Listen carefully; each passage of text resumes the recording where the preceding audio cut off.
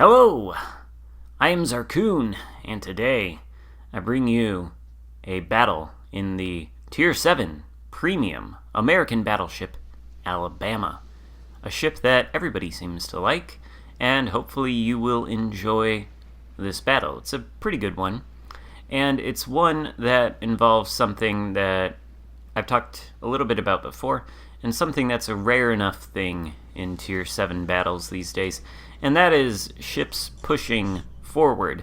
Now, my team here, on my spawn out to the west, I guess, and the center spawn of the 3 friendly ships in the base, we're all going to do a pretty decent job of pushing forward, bringing the fight to the enemy, and winning the fight.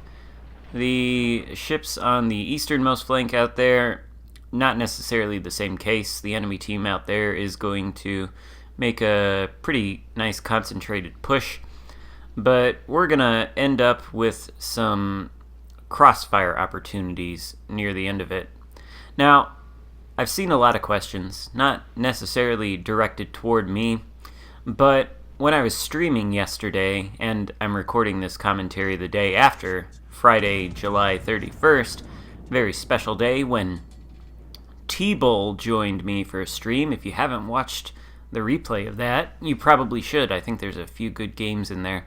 Anyway, T-Bull was talking at one point about having questions like, what do you do if your team's not doing what you expect them to do? Like, if you think that this Yudachi, for example, should be pushing out, I think this Yudachi is actually doing the correct thing. He's spotting these battleships.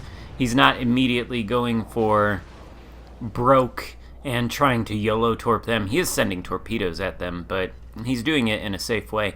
And his presence out there in front of me gives me a little bit of comfort in knowing that should there be an enemy destroyer out there, he is likely to spot any incoming torpedoes before they get too close to me, or spot the enemy destroyer itself. So, my advice to you is this. The destroyers in any game mode, domination, capture the base, as is the case here, they're the eyes and ears of the team. If you are in a battleship, then following what the destroyers do, even if they're doing something that you don't think is necessarily the correct move, is probably going to be your best bet for the reasons I just described. The destroyers spot ships for you to shoot at, and if they're sort of screening in front of you, they're also capable of spotting torpedoes before they get close enough to do you any harm, and spotting the enemy destroyers, which you can then shoot at. So, I'm starting to push up now that some torpedoes sailed in front of me. I think that was an enemy Yudachi, and I don't know, I think the friendly Yudachi probably didn't hit either of these ships with his torpedoes. Looked like he exhausted his reload booster pretty early on, but he is moving back into a position where he's going to start pushing forward. I launched my plane into the air. Notice it's not the spotter plane, but it's the fighter plane, because I keep forgetting to switch on all of my battleships. But I believe that plane is responsible for spotting the salvo of torpedoes that is missing me now. And this is the second time that enemy destroyer has missed me. Sometimes, if you're on the receiving end of a salvo of torpedoes, you think, wow, look at the ease with which this destroyer has completely wrecked my boat. But actually landing torpedoes on a target can be a lot trickier than it might seem to you if you're on the receiving end of a well-placed salvo. And now, at this point, I suspect the destroyer, having sent 2 salvos of torpedoes at me and, gotten nothing out of it, has decided that he's going to abandon shooting at me and pick another target that might be easier for him to hit.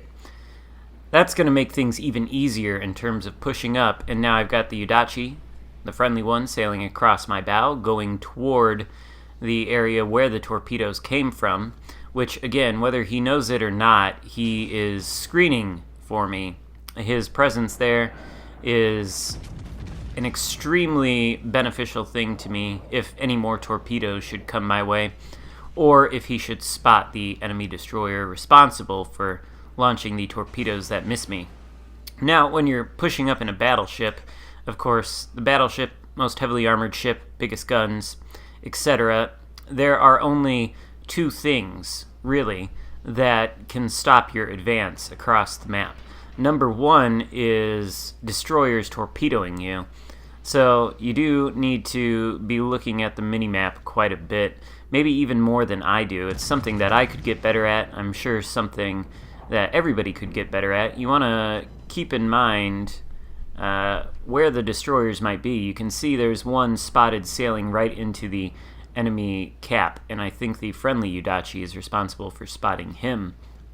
The friendly cruiser is moving up into that position, and it looks like they are going to try and hunt down that destroyer, leaving me to shoot at these battleships. The Gneisenau has given me broadside a number of times, possibly testing out the efficacy of his turtleback.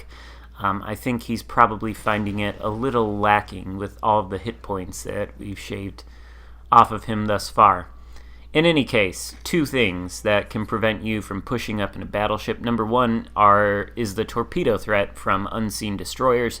Number two is the threat of enemy battleships having access to your broadside. Those are the two things that you really need to worry about. And as sort of a corollary to that, when pushing up in a battleship, you want to avoid getting into positions where you're sort of stuck in, unable to maneuver at all, and you've got an enemy cruiser, an HE spamming menace type, just bombing on you with HE in a position that you really can't get out of, either because getting out of it means giving broadside to an enemy battleship, or putting yourself in a position where the enemy torpedo threat becomes, a very real danger of taking you down. There is that enemy Yudachi who tried to kill me at least twice, I think, during this game, and we'll see if I can't get the final say on him. Nope, he goes down. And now that just leaves the Iowa up here, but we're in a position now where we do have a crossfire sort of opportunity on this Amagi. He's got two ships, a cruiser and a battleship, directly behind him, and then he's got me to his side. I've got access to almost his full broadside from 16 kilometers out. Never mind, I don't right now, but I do believe he's going to make a turn and make that a little easier for me. And I've got my bow pointed straight at this Iowa, who, he can shoot me. He took out one of my turrets somehow, even though my bow is pointed at him. He took out the rear turret, which is forever a mystery to me. I don't know how that happens. We do hit the Amagi there. The shot wasn't led as far ahead as it should have been, so the damage is minimal. But the turrets are about to be reloaded, and all three of them now are on target to shoot at this Amagi's flat broadside. So this time the shot is out. The lead has been increased, and the salvo looks just about perfect. It hits the Amagi for a citadel and takes him down, effectively leaving the Iowa as the only ship that is a direct threat to me. Got a couple enemy ships moving up toward the enemy base, which my team is now occupying, and you can see the difference that a concerted team push makes versus a team that's playing as passively as these guys have played. We sort of took the fight to them, and they kind of waited around to receive the fight, shall we say, and now they're in a position where they are in imminent danger of losing. What I want to do is take out this Iowa. He's spending all his time shooting at me since I'm closest to him, when really, he's in a pretty good position to defend his base from the enemy battleship and cruiser inside of it. He does take out 2 of my turrets as I pass him in an attempt to get a nice juicy shot at his broadside, which is absolutely the most perfect thing that could have happened to him in that situation. It definitely prevented me from killing him. He is continuing a turn to expose his full broadside to me. I'm trying to maintain my angle, and that's something you should remember if you're ever in close quarters combat with battleships like this. Don't complete the turn. Oftentimes the enemy will, and they will give you an unhealthy amount of broadside. You'll be able to rip into them, and since you're angled because you didn't complete your turn, they're going to have a hard time doing a whole lot of damage to you. And now the Iowa is exposing the flattest broadside he can possibly manage.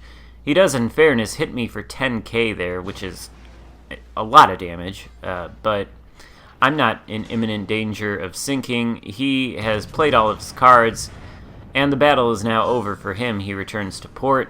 The battle is now, in fact, over for the rest of us. Only 1 enemy ship left on the team, and we end with 140,000 damage and single kill. So, not a bad showing in the Alabama. Hope you did enjoy it. If so, give it a thumbs up and consider subscribing to my channel if you haven't done that. Thank you so much for watching. I'll see you next time. Oh, we got 3 kills. Alright, bye.